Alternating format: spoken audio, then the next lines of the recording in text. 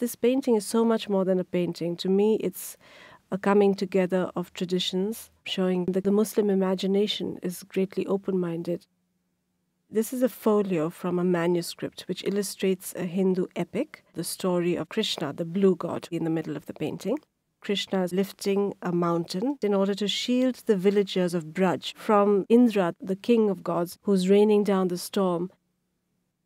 This painting was actually made for a Muslim patron, Akbar, the emperor of Mughal India at the time. There was tremendous curiosity in the culture of the Hindus, so he set up a translation bureau, and there, all through the 1580s, systematically, all the great Hindu epics were translated from Sanskrit and other Indian languages into Persian, and many of them were illustrated. And this was illustrated in that great translation effort. This painting is filled with detail, and in those details you find sensitive observation of just the simple life of the Indian villager, rather than the great courtly style. It's this feeling of eternal India, the villagers who have been there while the kings have come and gone.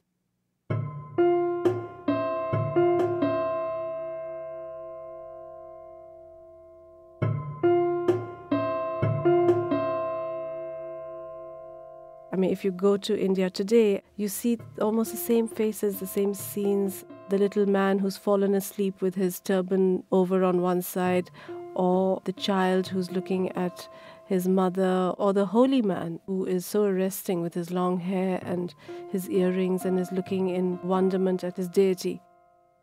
I do feel that they're not just minor details, they really carry the main story, that the Muslim patrons respected the intellectual and spiritual tradition from which this image springs. You see little touches of European influence as well. The figure of a woman who is draped in green recalls figures of Madonnas that were being circulated at the court at the time. We live in a world right now with the daily politics and the newspapers give us the impression that the Islamic tradition is rather rigid, but one of the great masterpieces of world art was really given rise to by the openness of the Muslim mind.